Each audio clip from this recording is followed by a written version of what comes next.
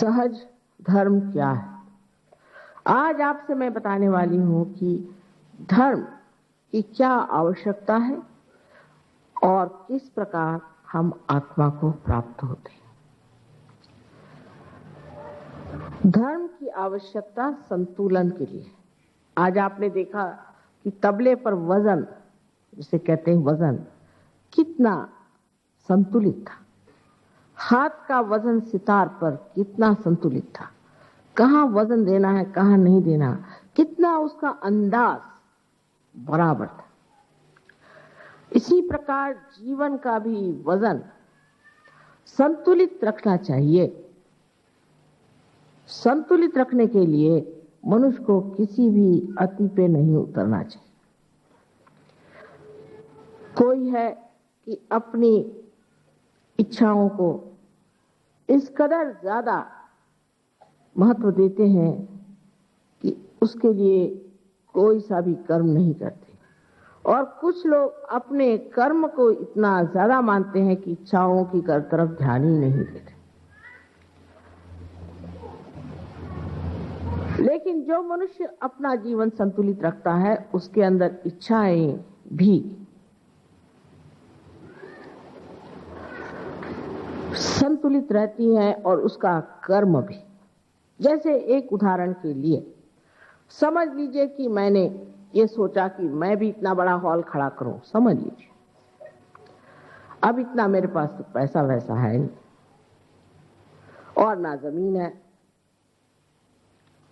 तो मैं इतना बड़ा कैसे खड़ा कर सकती हूँ। पर मैं अगर सोचने लग जाऊं कि मैं करूंगी ही, अब उसी जिद में मैं पड़ जाऊं, मेरे मन में ये इच्छा हो जाए कि मैं जा करके और गवर्नर साहब के घर में रह जाऊं, तो क्या वो इच्छा पूरी हो जाएगी? लेकिन जब मैं उस कर्म में लग जाऊंगा तो पता होगा कि ये इच्छा जो मैंने की संतुलित नहीं, क्योंकि जो कर्म में नहीं उतरती है वो इच्छा बेकार है। अब दूसरे लोग जो होते हैं अतिकर्मी, जैसे कि इस दिल्ली में बहुत सारे हैं, कारण ये सरकारी नौकरी जो करने निकले तो सुबह के गए हुए रात को 11 बजे तक जब तक नहीं आएंगे तो सोचते ही नहीं कि उन्होंने अफसर को दिखाया कि हम काम करते। और अफसर लोग सोचते हैं कि जब तक वो 1 बजे तक रात में दफ्तर में नहीं बैठेंगे तब तक मिनिस्टर साहब मानेंगे ही नहीं कि वो काम करते। पागल जैसे बिल्कुल काम में लगे रहे, काम में लगे रहे, काम में लगे रहे, और अपनी दूसरी जो इच्छाएं हैं, जिम्मेदारियां हैं, जैसे अपनी बीवी है, बच्चे हैं और पहचान वाले दोस्त आदि हैं, अरे हमारा किसी से मतलब नहीं, हम तो शहीद आदमी, हम तो काम करें। ऐसे लोग मैंने देखा कि 40 साल तक भी जीले तो नसीब समझ लीजिए, पर 45 के बाद कोई नजर नहीं आता।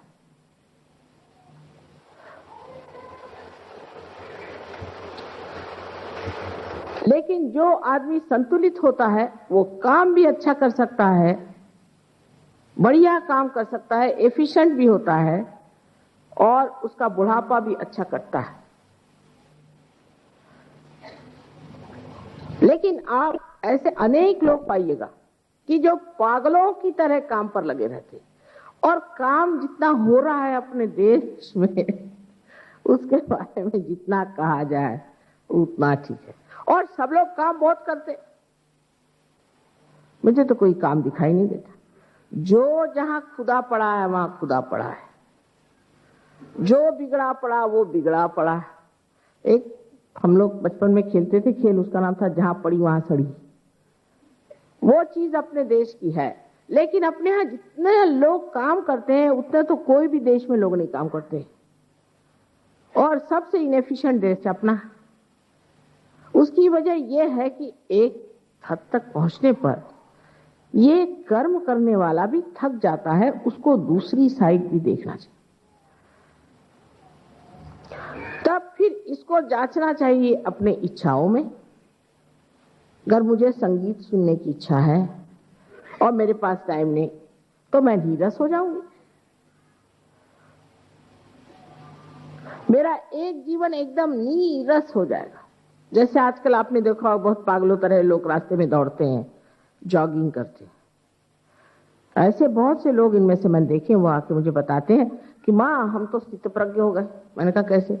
मेरी माँ मर गई तो भी आंसू नहीं आए, मेरे बच्चे मर गए मुझे कुछ परवाह नहीं, मेरी बीवी मर गई मुझे परवाह नहीं। अरे वाह, ये स्थितप्रज्ञ की भाषा कहां से आ गई? इतने नीरस हो जाते हैं। फिर अपने यहाँ हठ योगी होते जो सर के बल खड़े होते हैं और बहुत ज्यादा राइट साइडेड, आज सर के बल खड़े हुए तो पता नहीं कल क्या अतड़ियां निकाल देते हैं पेट में से। मेरा तो घबराहट हो जाती किसी को देखती हूँ, मैं बाप रे बाप अब क्या होने वाला। अब उसमें जो लग गए तो इतने ज्यादा उसमें घुस जाएंगे कि ये नहीं सोचेंगे कि हम किस लिए कर रहे हैं, ये पागलों की तरह उसमें भी लग जाए। और उसमें संतुलन न होने की वजह से ऐसे लोगों को हार्ट अटैक बहुत जल्दी आ सकता है। और सबसे बड़ी बात तो ये होती है कि इनका हार्ट ही पत्थर हो जाता है। ऐसे घरों में हमेशा डिवोर्स होंगे, बीवी से झगड़े होंगे, उनको कोई भी चीज अच्छी नहीं रहती, वो बिल्कुल हनुमान जी का अवतार हो जाते हैं। उनको दूरी से बात करना ठीक है, अगर सो रहे हो जगाना हो तो एक लकड़ी से जगाइए दूर से, नहीं तो वो आपको ठिकाने लगा देंगे। और जो दफ्तर में इतना ज्यादा काम करते हैं वो भी बहुत क्रोधी होते हैं। कारण ये कि दफ्तर में तो साहब हमेशा बिगड़ते रहता है, वो सारा आकर के बीवी पर बिगड़ना, उस पर चीखना चिल्लाना शुरू हो जाता है, क्योंकि मैं काम कर रहा हूं। ये एक सर्वसाधारण बात मैंने आपसे कही। लेकिन धर्माचरण जो है उसमें भी हम अतिशयता जब करते हैं और लेफ्ट में बहुत चले जाते हैं, तो अब भक्ति में लग गए तो क्या कि वो 65 मरतबा हाथ धोएंगे और 80 मरतबा पैर धोएंगे। सहयोग में भी कुछ कुछ लोग ऐसे पागलों तरह करते हैं। मैं देखती हूँ कि मैं भाषण दे रही हूँ और अपने चक्र चला रहे हैं पागलों की तरह, सर पे वो दे रहे हैं, बंधन दे रहे हैं। अरे इसकी कोई जरूरत है? हम बैठे हैं ना सामने, इसको ठीक कर रहे हैं, उसको ठीक कर रहे हैं। ये अतिशयता जो है इसे छोड़ देना, बीचों बीच रहना। अब कोई अगर बहुत ज्यादा ये सोचे कि मैं तो साहब किसी काम का नहीं हूं, खासकर गजरिया लोग, शराब पीने वाले लोग, शराब पीने वाले हमेशा रोते रहेंगे और कहेंगे कि साहब मुझसे दुखी कोई नहीं, सब दुनिया इनको देख देख दुखी थी। अब ऐसे लोग लेफ्ट में चले गए। ऐसे लोगों को भूत पकड़ लेते हैं, भूत जो अपने को कहता है मैं बड़ा बुरा हूं, मैंने बुरे काम किए तो सारे बुरे काम वाले आपके खोपड़ी पे आके बैठ जाएंगे। और जो राइट साइड में पहुंच जाते हैं इनको भी एक तरह के भूती पकड़ते हैं, पर उनको राक्षस कहिए, जैसे कि हिटलर ने राक्षस बिठाए थे जर्मन लोगों पर। वो राइट साइडेड मूवमेंट कि हमसे बढ़ के कोई नहीं, हम सबसे महान है और हम चाहे सबकी गर्दन काटे। इस तरह से आंखों पे खून चढ़ जाता है, फिर जिसको चाहे उसको मारते फिरते हैं। उनको लगता है ठीक है हमको मारना ही चाहिए। इस प्रकार के दो तरह के विक्षिप्त लोग अतिशय में आते हैं, और जो अतिशयता अगर ज्यादा हो जाए तो मनुष्य के लिए बड़ी हानिकारक होती है। तो मनुष्य को बीचों बीच रहना चाहिए, संतुलन में रहना चाहिए, ये धर्म है। अब इस धर्म का आलंबन क्यों? क्योंकि जो चीज आकाश में उड़ना चाहती है उसमें अगर संतुलन नहीं हो, किसी अगर एरोप्लेन में संतुलन न हो, एक ही उसमें विंग हो, तो वो 2 मिनट में ठिकाने लग जाता है जब उड़ने लगता है। इसलिए जब मनुष्य में संतुलन होता है तो कुंडलिनी बहुत आसानी से उड़ जाती है। हमारे सर में जैसे मैंने बताया था कि 2 संस्थाएं हैं जिसे हम मन और अहंकार कहेंगे, लेकिन अंग्रेजी में इसे सुपर ईगो और ईगो कहते हैं। ये दोनों की दोनों जाकर के हमारे सर में इस तरह से एक के ऊपर चढ़ जाती है, तब हमारी तालू जो है एकदम से कैल्सिफाइड हो जाती है। ये दोनों ही चीजें इन 2 प्रकृति में से निकलती है, एक तो जड़ प्रकृति और एक एक्टिव कार्यशील प्रकृति। और ऐसा कहिए आप कि जिसे हम तमोगुणी कहते हैं और एक रजोगुणी। इन दोनों की वजह से ये संस्थाएं तैयार हो जाती हैं और जब ये एक के ऊपर एक कोई सी भी ज्यादा चढ़ जाती है तो आप समझ सकते हैं कि कुंडलिनी का बाहर निकलना और भी कठिन हो जाता है।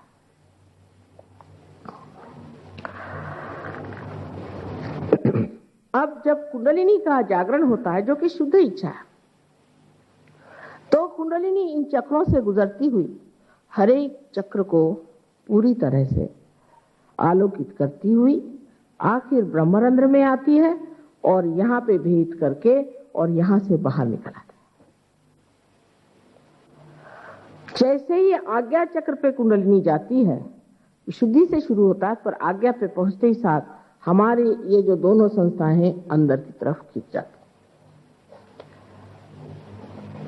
इन दोनों चक्रों में विशेष शक्ति है कि ये इन दो संस्थाओं को अंदर की तरफ खींच लें, उसका शोषण कर लें, उसको सुखा दें। उसके कारण तालु की यहाँ जगह हो जाती और उसमें से कुंडलिनी बाहर निकल पड़ती।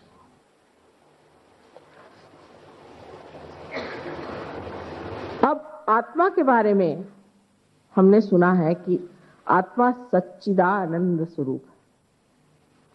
सच्चित और आनंद, अभी भी अहंकार बहुत ज्यादा है यहाँ बैठा हुआ। सच्चित और आनंद ये आत्मा का स्वरूप माना जाता है। सत्य है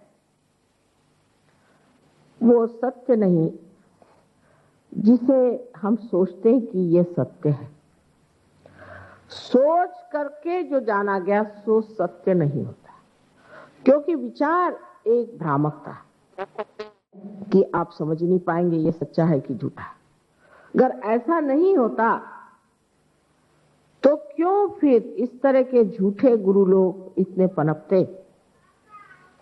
दुनिया में कितने झूठे लोग संसार में कितना ज्यादा आक्रमण कर रहे हैं, कितनी बड़ी जगह पे लेकर बैठे हुए हैं। ये कैसे घटित होता है, ये क्यों घटित होता है? वजह यह है कि हमको केवल सत्य मालूम नहीं, हम जानते नहीं कि सत्य क्या है। अब समझ लीजिए, हम आपके सामने कुछ भी कह रहे हैं, कुछ भी कह रहे हैं, क्या ये हम सत्य कह रहे हैं या असत्य कह रहे हैं? क्या आप कह सकते हैं कि हम बिल्कुल सत्य कह रहे हैं, सत्य के सिवा और कुछ नहीं कह रहे हैं और यही केवल सत्य है? नहीं कह सकते। हो सकता है हम भी कोई झुठला रहे हो, आप हो सकता है। ये भ्रम बना ही रहेगा। कब तक? जब तक आप अपनी आत्मा को प्राप्त नहीं होते। जब आपकी आत्मा आपके अंदर जागृत होती है तो नस नस में वो शक्ति बहती है जिसे चैतन्य कहते हैं, जिसके द्वारा आप जान सकते हैं कि ये